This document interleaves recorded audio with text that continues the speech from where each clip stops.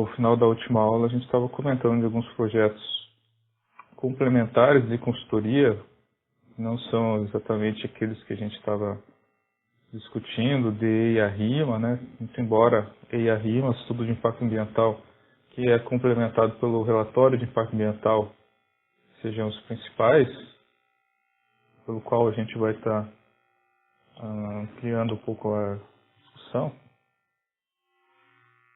Nós falamos então que existem os estudos de impacto de vizinhança e existem também aqueles que querem desenvolver trabalhos alternativos que envolvam o componente físico e biológico, que requerem então responsabilidade de projeto, né? Só dando um exemplo do estudo de impacto de vizinhança, um shopping center, geralmente precisa, né? Uma van, coisas do gênero, assim, que são empreendimentos que modificam muito a malha, o trânsito, né, a infraestrutura urbana, e causam impacto também sobre os preços, né, dos lotes urbanos, dos imóveis adjacentes. Então são, de fato, projetos que requerem, então, também consultorias, né? Às vezes a gente fala, eu quero trabalhar numa grande cidade, mas não tem demanda. Essa é uma grande demanda que aparece com grandes empreendimentos, né, urbanos. Eu falei também da Lei Complementar 140, a respeito da ação que os municípios que não possuem condições de se cadastrarem no SNAMA, para poderem fiscalizar, mas mesmo assim ainda existirá essa possibilidade para pequenas atividades urbanas regulamentadas ou reconhecidas pelo Conselho Estadual do Meio Ambiente, SEMA. É aí que eu passei a atividade complementar para vocês, né? Quais seriam as atividades florestais que podem ser licenciadas a nível municipal? Então, lembrando que vocês não podem confundir SEMA com SEMA com S, né? A gente fala sempre isso, ressalta isso para vocês entenderem que existirão vários atores, essa palavra é interessante, vários atores da governança ambiental. Então, SEMA é o Conselho Estadual do Meio Ambiente. Então, da mesma forma que tem CONAMA ao nível federal, tem SEMA ao nível estadual. Tá? Com funções semelhantes, consultivas e deliberativas. Por isso que a SEMA ao nível estadual que estabelece quais os empreendimentos que poderiam ser licenciados no âmbito da Lei 140. Por sua vez, SEMA com S é a Secretaria Estadual de Meio Ambiente. Tá? Então, a Secretaria ela se assemelha ao MMA a nível federal, né? Ministério do Meio Ambiente. No nível estadual, a Secretaria. Então, ali que você vai ter orçamento estadual para desenvolvimento de programas, né? Políticas públicas governamentais ao nível estadual. Da mesma forma que tem SEMA com S, tem SEMA com C, que é o Conselho Estadual do Meio Ambiente, ao nível municipal a gente ainda poderia dizer que tem Conselho Municipal do Meio Ambiente, né, em relação a secretarias municipais, né. E aí cada município, o Conselho CMMA ele é uma sigla padrão, né. Aqui no Conselho do Meio Ambiente de Dois Vizinhos temos participação, eu, Maurício, o Leandro. Eu, na verdade, não me envolvo tanto, poderia até envolver mais, mas a gente tem bastante atividade. Ao nível local, o Conselho ele tem recursos, por exemplo, aqui em Dois Vizinhos, de uma taxa da Sanepar obrigatória. Então aqui, por exemplo, nós temos aí R$10.000 por mês de aporte financeiro no Conselho Municipal para desenvolvimento de ações locais, visando o bem comum. E você sabe o que acontece com esse dinheiro? Então veja que você tem 10 mil reais para gastar pelo município, por reuniões e deliberações do Conselho Municipal, e não tem projeto. Vezes 12, 120 mil reais de receita para desenvolvimento de projetos. Então vocês querem desenvolver projetos que tenham bem comum, que interesse para o bem comum, como por exemplo, projetos que envolvam conservação de florestas e recursos florestais, de forma geral, tem que submeter para quem tem dinheiro para fomentar. Fica a dica. E uma das fontes pagadoras aqui no município é justamente o Conselho Municipal de Meio Ambiente. Se for uma proposta bem fundamentada, eles vão deliberar sobre isso. Em relação às secretarias municipais, a gente pode dizer que cada município tem a sua autonomia. Você pode ter uma Secretaria Municipal do Meio Ambiente que trabalhe junto com a agricultura, pode ter uma municipal do meio ambiente que trabalhe junto com turismo, com educação. Então, cada gestor, ao nível local, poderá dispor de meios, de estratégias para o desenvolvimento de estratégias locais, né? Quer ver uma ação não obrigatória, mas... Bom dia, Jean. Mas que, se bem fundamentado, poderia ser patrocinado?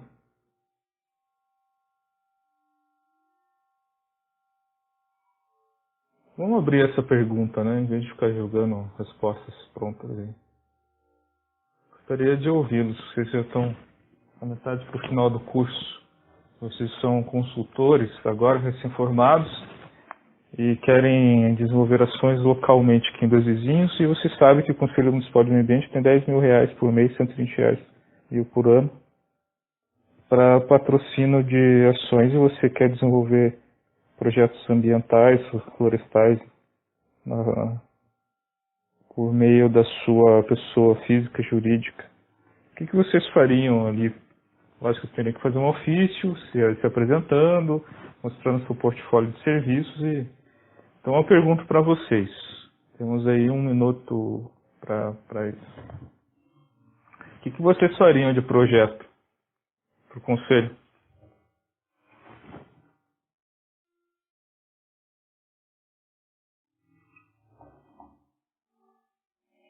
Alguma ideia?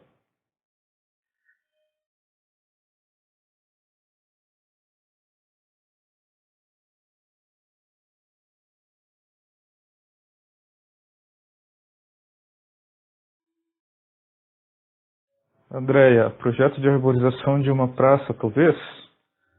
Perfeito, Andréia. Não por menos, nós temos um recém não mais, mas engenheiros formados da UTFPR que fizeram projetos de arborização para o Conselho e não só foram aprovados, como ele foi contratado como funcionário pela gestão da Secretaria de Meio Ambiente, né? Ele acabou se tornando um contratado da Secretaria. Lógico que ao mudar a prefeitura, já mudam os quadros também, né? Você pode ser contratado, né? Você tem dentro da secretaria funcionários que são concursados ao nível local, municipal, mas você tem gente que vai girando, vai dando giro ali dentro, né? Trabalha como funcionário pelo tempo que for, né? De interesse da gestão local. Então, vamos colocar o exemplo da Andréia aqui. Projetos, né? De arborização de uma praça, com certeza. Mais alguma ideia? Aí, pois não.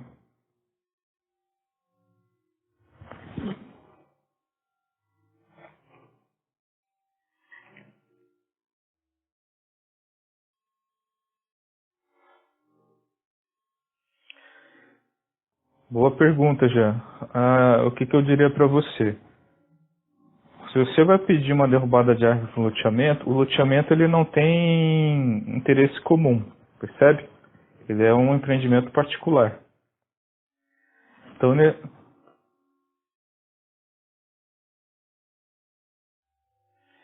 isso, vamos desenvolver essa ideia.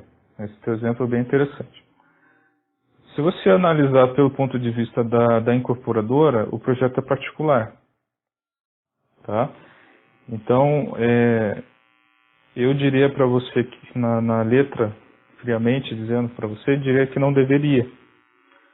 Porque o que você deveria ter? Você deveria ter você deveria ser contratado como engenheiro consultor da incorporadora para fazer um projeto de supressão, aí sim, sendo remunerado pela incorporadora e com essa consultoria de projeto você estaria tendo que ter alguma autorização. No caso de loteamento e desmatamento de loteamento, o que você tem que entender? Que se for uma área urbana, a autorização poderia ser analisada pelo Conselho de Meio Ambiente e pela Secretaria, sim. Se for uma área rural, essa área rural ela precisa ser incorporada dentro do perímetro urbano. Então você teria que ter um processo de alteração do plano diretor do município, e aí mudando a lei municipal do plano diretor, então teria que estar passando isso pela Câmara de Vereadores, e aqui em Dois Vizinhos nós temos uma alteração do plano diretor que está sendo discutido.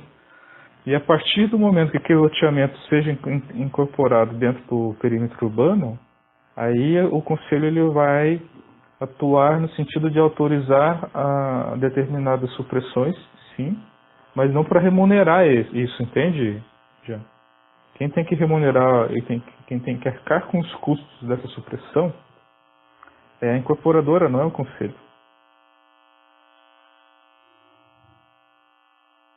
Entenderam?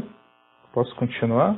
Essa análise é importante, porque você tem que entender aonde que vocês entram aqui, né?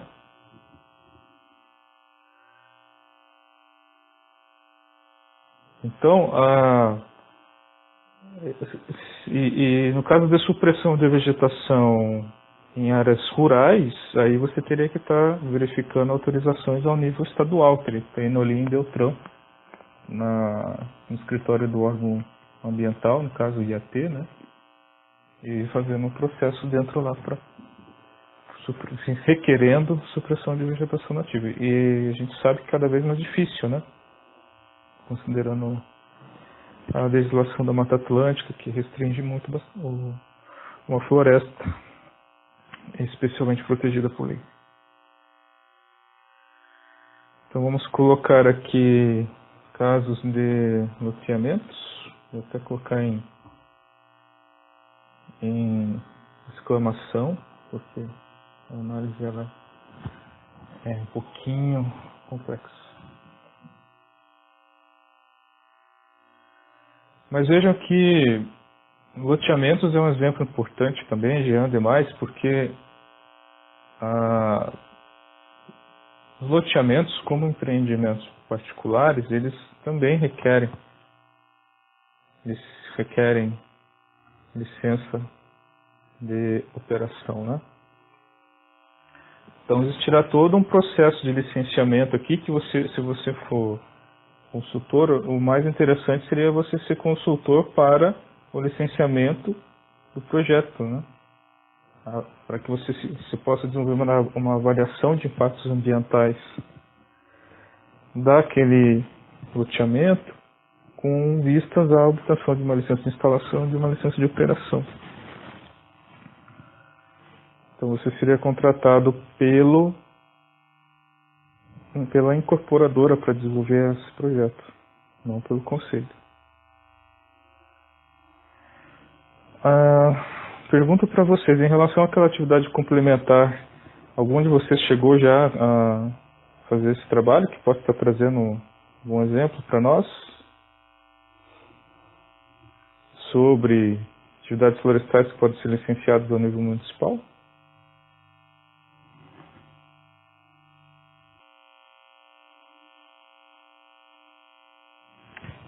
Quando você for fazer o teu relatório, você pode anexar esse link, se você quiser. Tem aqui um bloquinho de notas compartilhadas também, compartilhar com a turma. Que é um caso de Cascavel, né? Mas, isso. Não, não. Você está com o exemplo de Cascavel. O que eu pedi para vocês é vocês localizarem a resolução SEMA, com C, que é do Conselho Estadual do Meio Ambiente, portanto é um conselho estadual, vale para todo o Paraná, regulamentando o que pode no Paraná ser licenciado ao nível municipal. E aí você deu o caso de Cascavel, então provavelmente a jurisprudência adotada pelo município de Cascavel é fundamentada nessa resolução SEMA estadual. Por isso que a análise aqui, não que você esteja errado, mas é que eu quero que você vá na fonte dessa jurisprudência, que é uma resolução SEMA, uma resolução do Estado do Paraná. Lógico, pois não, pode falar. Não vai estar errado. Mas eu quero que vocês façam esse exercício, por quê? Porque, lógico, vocês têm outros estados e vocês podem fazer o mesmo exercício pensando no estado de vocês, né? Eu estou pedindo para o Paraná. Mais alguma complementação, gente?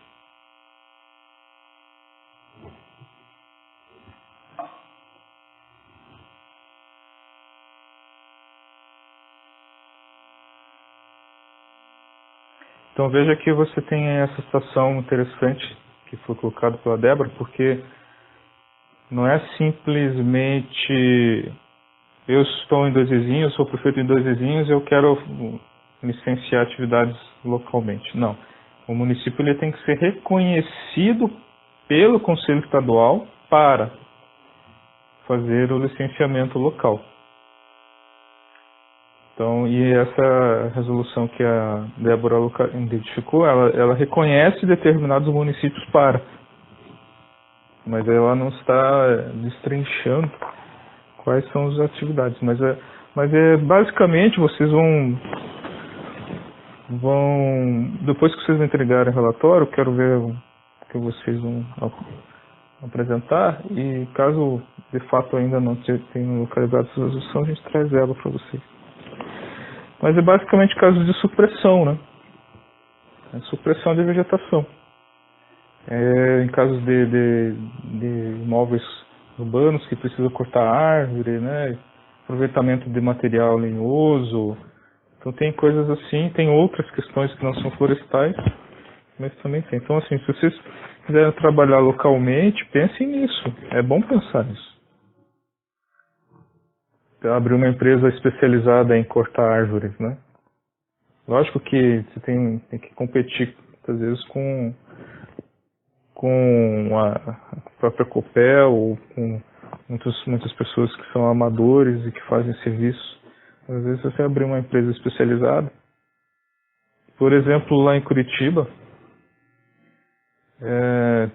a demanda é muito grande, né? Você pega uma cidade grande que tem um alto índice de área verde por habitante, como é o caso de Curitiba, qualquer chuva, qualquer vento, qualquer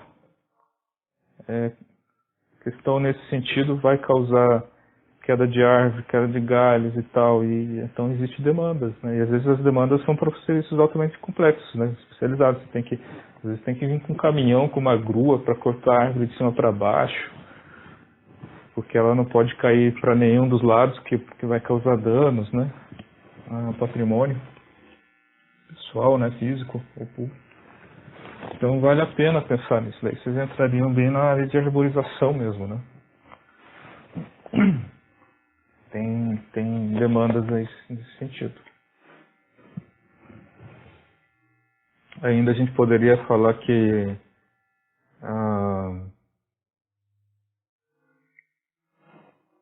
há previsão para que todos os municípios desenvolvam um plano de arborização, né? o desenvolvimento de um plano de arborização municipal que vai abrir demandas também, né? Vocês devem ter estudado essas questões com os outros colegas aí, né? São especializados nessa parte de arborização. Ok? Alguma dúvida?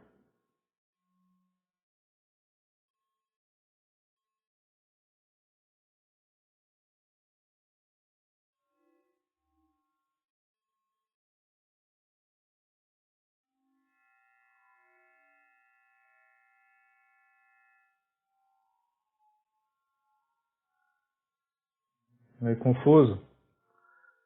Qual, qual que era o prazo? Era hoje. O prazo era hoje, estou vendo aqui, 3 de março. Qual que era o prazo do primeiro lá?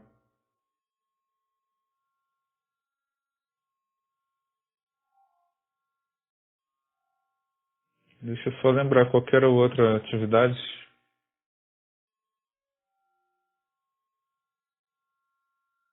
de conversão de multas e fazer uma resenha. Ok. Esse já foi tranquilo? Tá.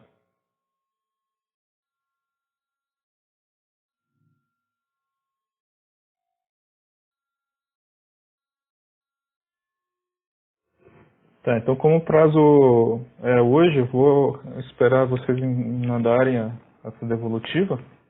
E daí já de imediato no nosso próximo encontro eu mostro para vocês a resolução. Tá bom? Porque senão eu vou tá dando a resposta que eu queria para vocês antes de terminar o prazo.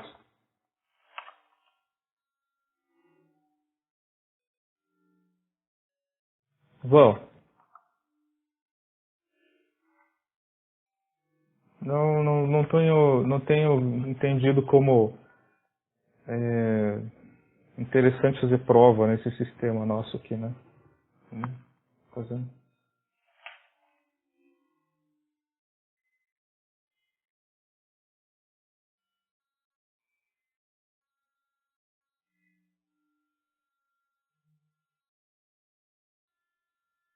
Mas essa é a provocação mesmo, para vocês se desenvolverem nesse sentido, tá bom? E aí a gente vai orientando aí. Podemos continuar então? Um tópico aqui que eu queria. Obrigado, Rony.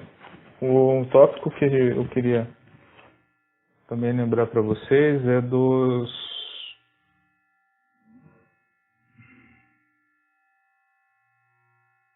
Como é que era o termo que me fugiu agora? Dos planos da Mata Atlântica. Planos municipais da Mata Atlântica. Planos municipais para a Mata Atlântica. Tá?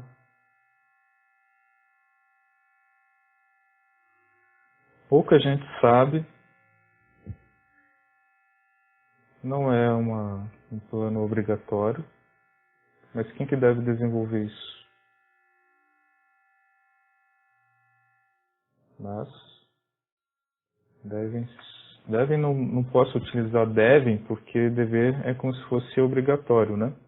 Então, mas podem sim serem desenvolvidos pelas prefeituras, sob coordenação dos conselhos municipais. Qual que é a vantagem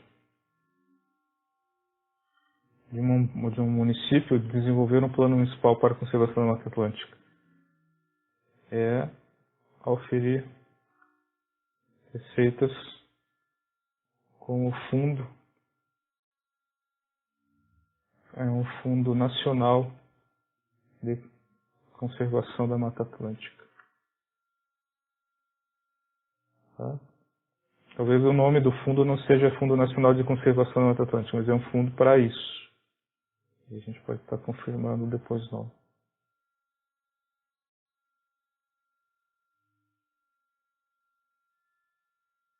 Então, que sonho seria você ter uma eleição municipal que o prefeito fala, olha, se eu for eleito eu vou desenvolver o plano municipal da Mata Atlântica.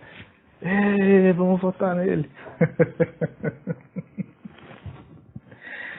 O povo está consciente ambientalmente, hein? Porque não é obrigatório.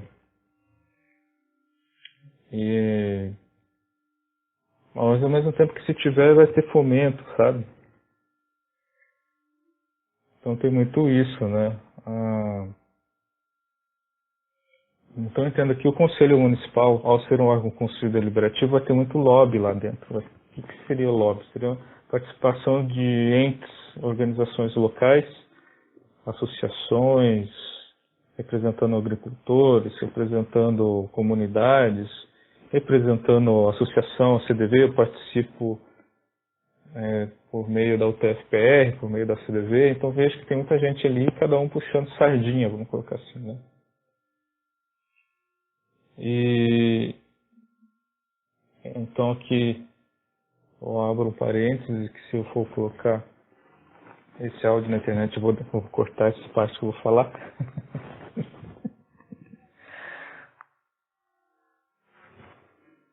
Porque na prática o que seria interessante? Não seria interessante você ter projetos visando o bem comum e esses projetos não existem, né? Eu submeti um projeto de fomento do GIBI, projeto de educação ambiental, que não teve tempo de ser avaliado, mas uma demanda ali de 3 mil, 4 mil reais. Para 120 mil anos, daria para aprovar, né? Na prática, o que está acontecendo? A determinada comunidade dos municípios vizinhos faz peso lá dentro para aprovar recursos para comprar materiais para a comunidade. É isso que acontece na prática, né?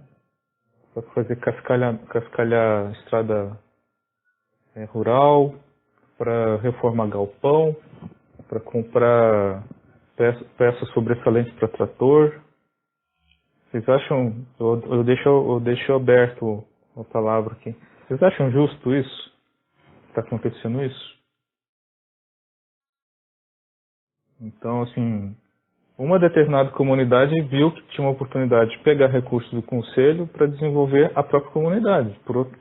Se analisar por esse lado, não está errado. Agora, outras comunidades também poderiam fazê-lo, mas não fazem porque não desenvolve a cidadania, não desenvolve a participação popular, digamos assim, nas organizações que visam desenvolver ações locais, visando o bem da comunidade. Porque o conselho não é da prefeitura.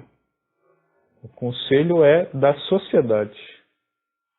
É evidente que o presidente do conselho, ele pode ser eleito, pode ser reeleito, isso vai mudando. Mas uma participação obrigatória no conselho do meio ambiente local é da secretaria. Então ali você tem o secretário de meio ambiente, tem o secretário da agricultura participando. Então tem muita política, essa política de interesses pessoais, não dá para dizer isso, né? Mas eu quero dizer assim, essa política que pega um recurso para aplicar só numa coisa, né? Sendo que poderia estar sendo utilizado, enfim. Mas tem que ter demanda. Se a sociedade não apresentar demanda no conselho, eles vão gastando dinheiro do jeito que eles quiserem. Isso a gente tem que provocar vocês para vocês entenderem que a participação da sociedade nos meios de controle da governança, vamos colocar assim, tem que ser mais forte. Só vai ser mais forte se as pessoas desenvolverem esse interesse, sabe? O brasileiro, ele é um caso sério. Ele quer as coisas do céu, ele não quer botar a mão na massa. E a gente está vendo o que acontece quando isso vira, enfim, uma escala maior, né? E o Fundo Municipal do Meio Ambiente, é o Plano Municipal da Mata Atlântica, voltando aqui, o Plano Municipal da Mata Atlântica, olha só que coisa interessante. Se o Conselho estiver imbuído dos melhores objetivos, visando a conservação do bioma Mata Atlântica, Conselho do Meio Ambiente, visando a conservação da Mata Atlântica, porque não é só a Mata Atlântica, ali você vai discutir resíduos sólidos, vai discutir água, vai discutir outras coisas. Mas no caso da Mata Atlântica, o que o Conselho vai fazer? Ele vai desenvolver o projeto. Ele vai ter dinheiro para desenvolver o projeto? Vai, porque é o recurso, enfim, da prefeitura, das receitas obrigatórias aí que vão compor o orçamento do Conselho. Então vai ter demanda, vai ter dinheiro para fazer um projeto, tem que ter o projeto. E quem tem que organizar tudo isso? É o Conselho Municipal do Meio Ambiente. E aí o que você precisa fazer? Precisa fazer o diagnóstico da Mata Atlântica no município. Você vai ter dinheiro para comprar uma imagem, por exemplo, para analisar a bacia hidrográfica, para ver qual que é a cobertura na zona urbana, na zona rural, para ver onde que estão os corredores ecológicos, para desenvolver trabalhos de campo, de diagnóstico, de estado florístico, fitossociológico, da presença das áreas das espécies ameaçadas em áreas isoladas ou inseridas nos remanescentes. Quais são as áreas de maior valor ecossistêmico? Quais são as áreas que precisam de recuperação? Então, toda essa questão, ela poderia ser, então, desenvolvida por um plano da Mata Atlântica. Mas tem que ter pressão da sociedade. Se a sociedade não cobrar, o município não vai fazer isso. Infelizmente, é assim que a coisa tem que acontecer, né? Infelizmente não. Felizmente, né? Só que infelizmente a nossa sociedade ainda não está tão esclarecida em relação à participação cívica que deveria existir, né? Entenderam isso, gente? Querem comentar? PMMA. PMMA é um projeto, tá? Precisa de um projeto básico, precisa de um projeto executivo, precisa de um responsável técnico.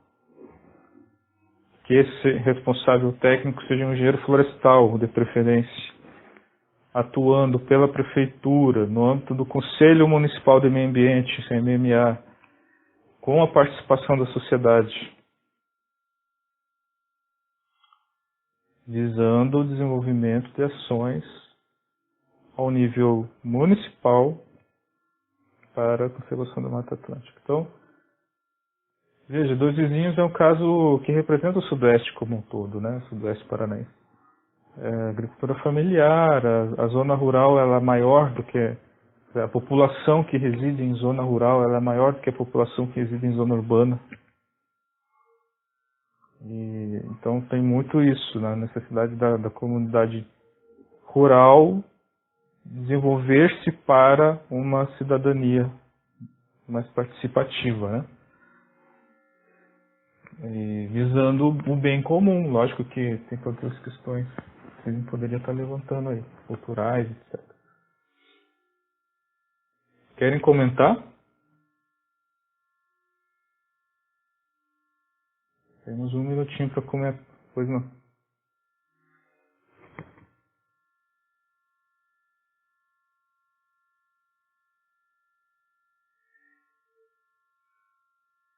Por avaliar os projetos, né? Não por autorizar projetos que sejam submetidos e que vão ser avaliados pelo Conselho. Ao nível local você vai ter algumas pequenas atividades que sim poderão ser analisadas pelo Conselho, né? Respondi, Débora. Mas veja que eu estou querendo fazer uma distinção do que é o projeto que pode ser desenvolvido ao nível da Prefeitura, via Secretaria Conselho, e o que é um projeto que é desenvolvido por iniciativa privada e que o Conselho precisa autorizar. Então a gente tem que estar trabalhando essas duas situações, né?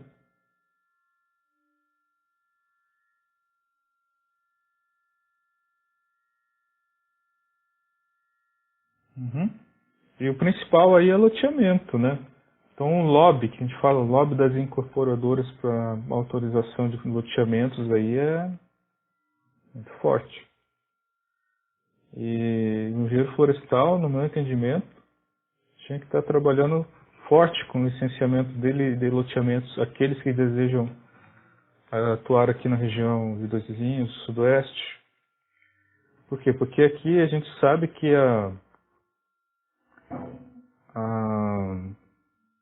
as cidades elas se desenvolvem horizontalmente, né? Então tem cidades que vão se desenvolvendo para cima, com construção de muitos prédios e tal, e tem cidades que tem espaço territorial, né? Então a tendência é as pessoas gostarem mais de morar em casa e tal, então vão se desenvolvendo horizontalmente. Vai ocupando novas áreas, essas áreas elas vão empurrando o limite do perímetro urbano, e isso você tem o quê? Tem demanda imobiliária, tem demanda por projeto de loteamento, os projetos de loteamento têm que ser licenciados ambientalmente. Então a demanda principal, eu diria, para licenciamento ambiental aqui na nossa região é no caso dos loteamentos. Porque, pois não, pode falar.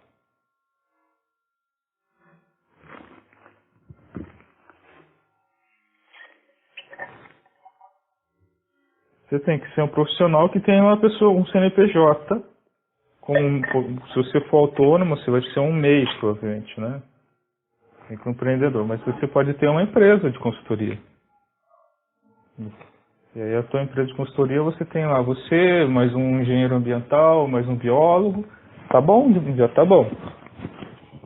E aí você vai vender o serviço de licenciamento na consultoria para avaliação de licenciamentos de loteamentos e outros, né? Não precisa ser só isso. O que eu quero dizer é que o loteamento é um dos empreendimentos que eu diria que compensa pensar mais sobre isso, sabe? Tem muita questão de arborização, então por que você não poderia pensar numa empresa que faz tudo isso, né? Trabalha com corte de árvores no âmbito dos licenciamentos locais de supressão de vegetação, mas ao mesmo tempo faz loteamento,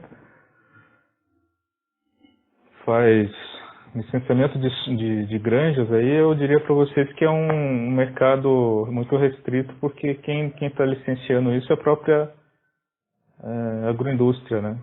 A BRF e tal, eles, no momento que eles querem essas granjas do padrão deles, eles licenciam ambientalmente isso, né? Aí você entra no pacote do agricultor lá. Então não tem tanta demanda, diria, para isso, mas loteamento eu acredito que tem. Mas aí você tem que estar competindo com engenheiros ambientais, que estão ligados nisso já há bastante tempo. O engenheiro florestal ele está muito ligado muitas vezes nas oportunidades de emprego, né? E essa é a ideia de projetos de loteamento. Não é um projeto para você pensar em emprego, é um projeto para você pensar em ser autônomo, desenvolver a sua autonomia.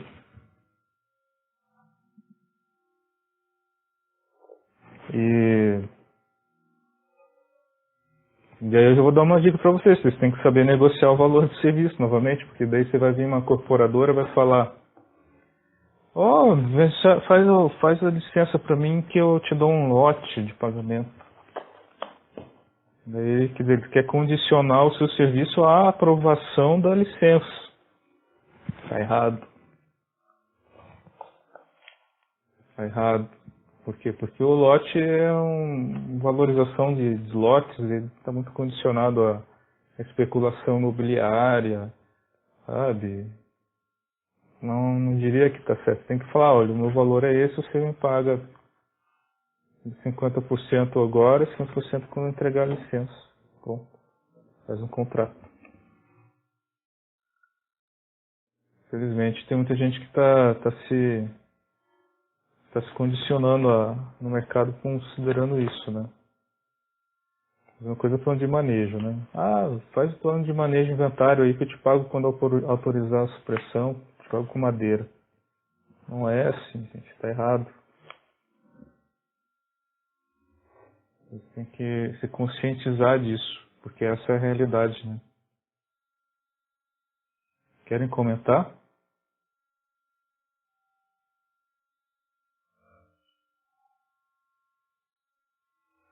Vocês têm que trabalhar com sabendo fazer bons mapas, sabendo analisar, interpretar as imagens, fazer séries históricas, modelos de uso e ocupação do solo de antes e depois, como é que vai ficar, diagnóstico, prognóstico. Quando a gente fala de avaliação ambiental, a gente tem que falar de diagnóstico, como é que está agora, prognóstico, como é que vai ficar. Dessas questões elas são condicionadas nos relatórios com base nas exigências dos órgãos ambientais, que vocês vão ter que estar verificando isso, a gente vai discutir também isso na sala. Bom, voltando um pouquinho aqui, vejam que tem muita informação aqui, né, dos planos municipais da Mata Atlântica. Vamos ver se tem alguma coisa aqui. Olha uma dica para vocês, se quiserem um material no PDF. Não sei se vocês já conheciam. Plano Municipal da Mata Atlântica, não. O livro Roteiros Planos Municipais pelo SOS Mata Atlântica. Parece que é um material bom aqui.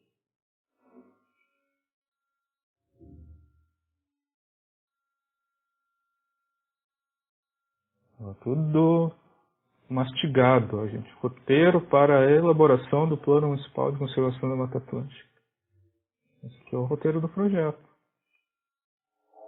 É um documento que, eventualmente desenvolvendo o projeto, ele vai gerar um relatório, né? Que nem um EIA-RIMA gera um relatório RIMA, um plano de Mata Atlântica ele vai gerar um relatório no final que vai condicionar a ação local, municipal, para as ações, os compromissos da administração para. Então, assim, se não houver pressão da sociedade para desenvolver esses projetos, a prefeitura não vai fazer. Em que pese deveria ser dela a motivação inicial. Tá? Aqui está explicando bastante, ó, quem é quem, quais as competências, as etapas, as responsabilidades. Vou copiar esse link para vocês.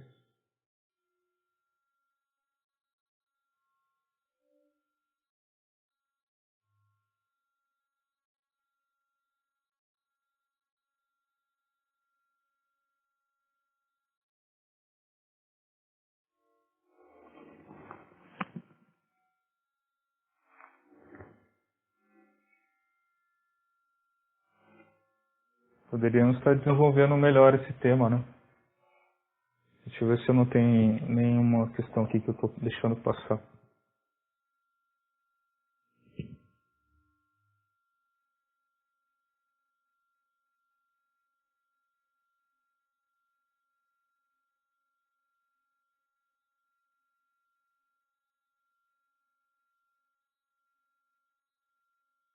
Oi.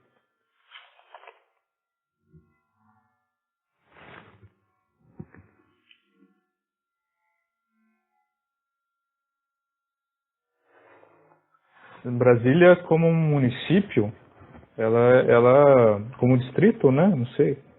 Como distrito.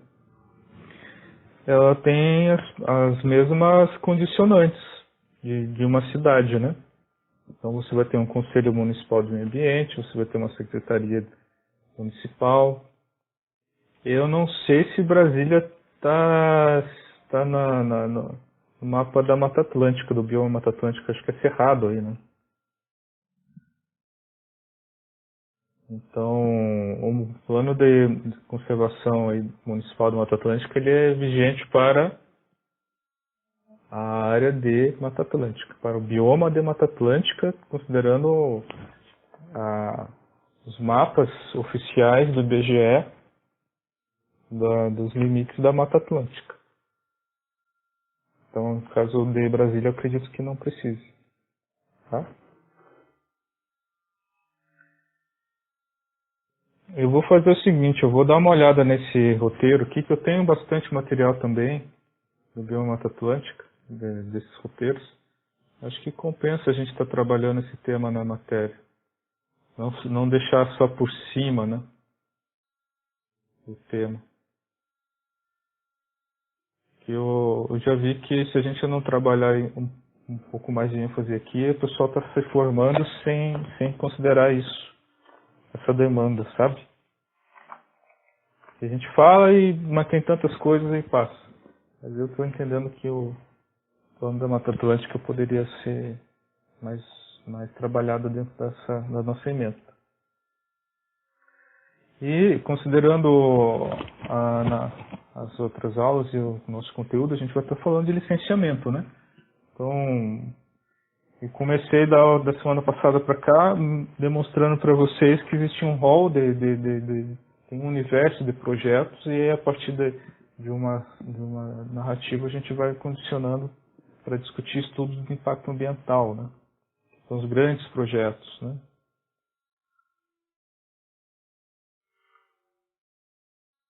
E esses projetos que vão demorar anos para serem autorizados, né? Porque, enfim, é hidrelétrica, é estrada, questões que você é contratado num projeto para ficar 5 anos mexendo com a avaliação dos impactos do projeto, né? Ou mais. Então a gente vai chegar nesse ponto, mas antes de chegar nesse ponto, eu acho que dava para investir um pouquinho mais no plano da Mata Atlântica. Realmente está sendo um pouco... Se nem nós, florestais, em geral, estamos preocupados com isso, imagina o resto da sociedade, né? Então vamos ficar um pouquinho nele e eu quero ver se eu trago mais informação na próxima aula para compartilhar. Só para fechar a aula, lembrando algo que eu já discuti na outra matéria, né? Lembrando, né? Qual que é a diferença de estudo de impacto ambiental e de avaliação de impactos ambientais? Então eu gostaria de ouvi-los, se vocês lembram dessa diferença, dessa distinção, antes de eu dar a resposta. Qual que é a diferença de EIA e AIA?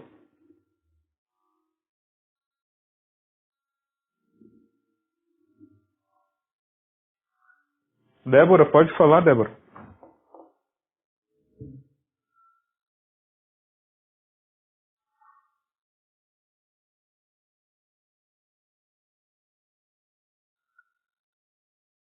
As duas respostas estão parcialmente corretas.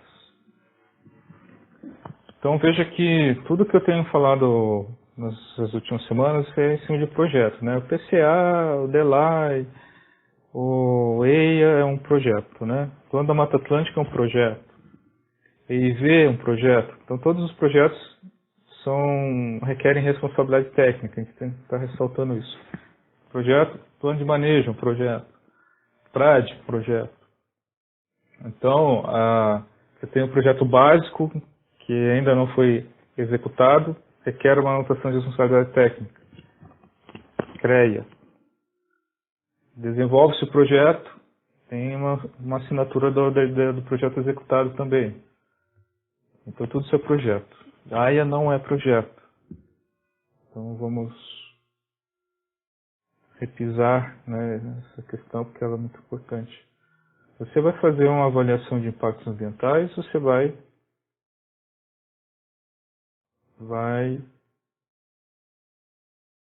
fazê-la, você vai fazer a avaliação de impactos ambientais para um projeto. Entendeu? A AIA, ela é elaborada, ela é desenvolvida para o projeto. A AIA não é o projeto. A AIA ela é desenvolvida para o projeto. Por quê? Porque um projeto ele tem começo, meio e fim. O projeto tem uma capa, tem um sumário, tem um resumo, tem uma introdução, descritivo dos objetivos, tem materiais e métodos, resultados, diagnóstico ambiental, prognóstico ambiental. conclusões, literatura. Então, esse é o projeto na rodada NT, mas o projeto é o projeto. A AIA, ela é uma metodologia, entende? Em outras palavras, a AIA, ela é uma metodologia descrita no item de metodologia do projeto. Existem diversas metodologias para avaliação de impactos ambientais. A AIA, então, ela é um procedimento. A AIA, ela é uma metodologia. Então, a primeira frase é essa. A AIA, ela é uma metodologia que será escolhida por quem? Pelos responsáveis do projeto. A AIA é uma metodologia. E, subsidiariamente, a AIA, ela é um instrumento da lei. Então, vocês vão aqui, ó, Política Nacional e Meio Ambiente. A AIA, ela é um instrumento da lei.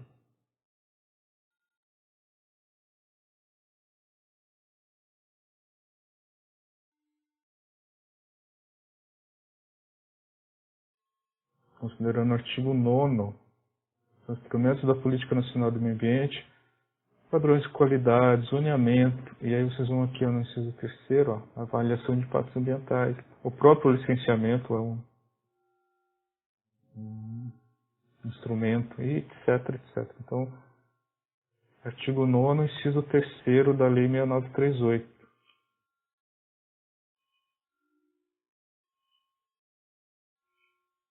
Ué? Cadê o meu bloquinho de nota? Aqui. Então, a AIA, artigo 9º, inciso 3º da NMA, ela é um instrumento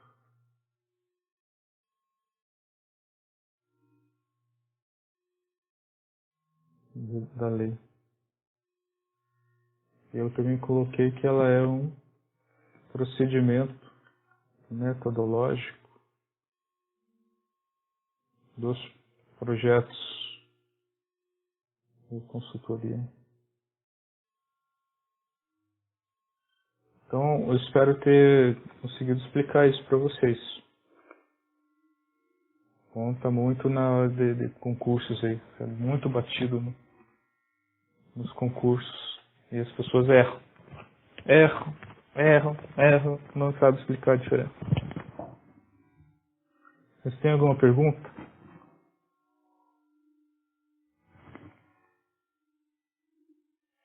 Abrindo para as perguntas então, gente.